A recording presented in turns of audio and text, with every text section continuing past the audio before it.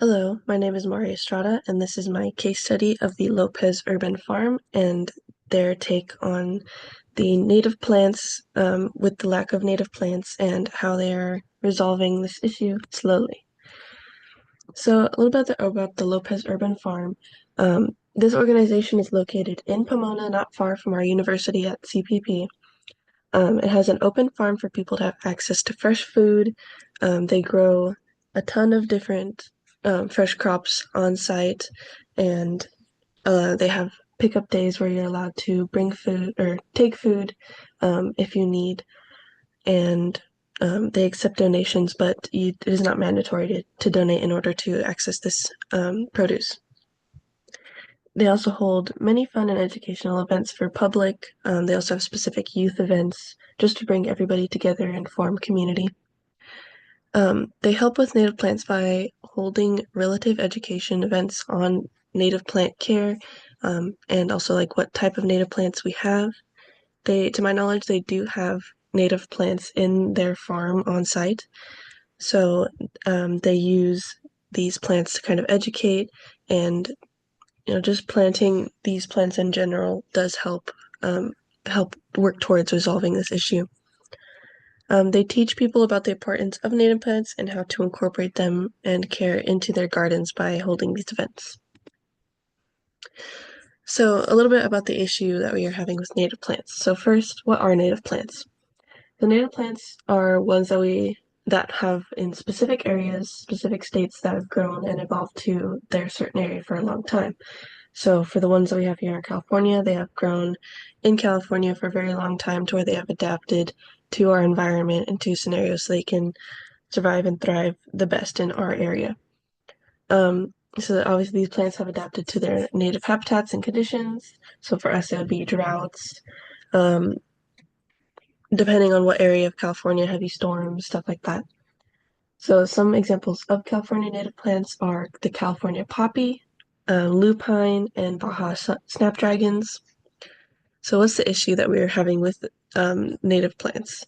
So there are less and less native plants being incorporated into, just decoration, farms, gardens, everything like that, which also isn't great for our ecosystems because native plants benefit them a lot more than foreign plants that we have bringing in. People want to plant more of these foreign plants instead of native plants because sometimes they look a lot better. They look more, um, tropical, or they have more vibrant colors that they're looking for, stuff like that. But overall, it is better to have a healthy balance and incorporation of native plants if possible. So, how does this affect us? Having less native plants gives us a lesser extensive, less available food supply. Non-native plants take up more water in California than native plants, and some wildlife needs specific native plants to survive. So, because native plants have adapted to California, they're used to drought, so they don't need as much water as compared to non-native plants. Native plants do hold a better yield on food and produce more food because they thrive better in our environment. And some specific wildlife do need specific native plants to survive. And like an example is the monarch butterflies, the monarch butterfly caterpillars. They can only thrive on milkweed plants, and those are a native plant as well that is needed for them to survive. So there's a bunch of other animals and wildlife species that also need that. So by holding events about native plants, it helps educate people on native plants and their importance to nature, as well as having more people educated on the topic gets them involved in helping out, which can help solve the issue of the lack of native plants quicker. The power in numbers, more people involved, the quicker we can help resolve it, which we can still do before it's too late. I believe that we still do have a bit of a buffer time in order to start fixing this issue before we get into such severity where it is not very or not as likely possible to resolve it in an easy or timely manner. So the Lopez Urban Farm is taking steps to do this since they are planting some native plants in their farm, and they're doing this to help the native wildlife, pollinators, and to educate people and get people more involved. So overall, what we should do? What should we do? So we should become educated and get involved. Those are some of the biggest and most important things that we can do.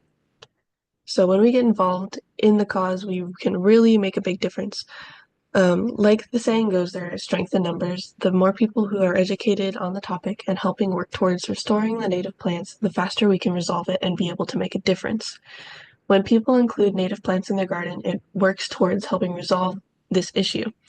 It's okay to have non-native plants in our garden, but we should try to include native plants when we can, because planting some native plants in our garden can also benefit them more, because they will bring more pollinators into the garden overall, benefiting the entirety of the garden, even the non-native plants. So kind of the domino effect that we have here is that we are lacking in native plants.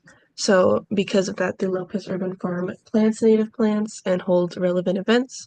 This therefore allows people to learn more about the native plants, and then thereafter, because they're more educated, more people get involved and included in include native plants in their garden, and work towards this issue. So overall, the Lopez Urban Farm is taking big steps towards fixing the issue of lack in native plants. By planting native plants in their garden, they are making a good start. And then further using those plants to hold events revolving around them to help people learn about them, why they're important and how to take care of them, gets more people educated and involved. If enough people included them in their gardens and or insist that they are to be included in more public spaces as decorations, we can make a lot of progress quickly on restoring the native plant population. So the overall key takeaways that I want to emphasize for this specific topic is we need to have more involvement, learn more about native plants, and to actively be planting more of these native plants in our gardens, in our communities, all of that all around. So thank you so much for listening, and these are my sources that I have cited. Thank you.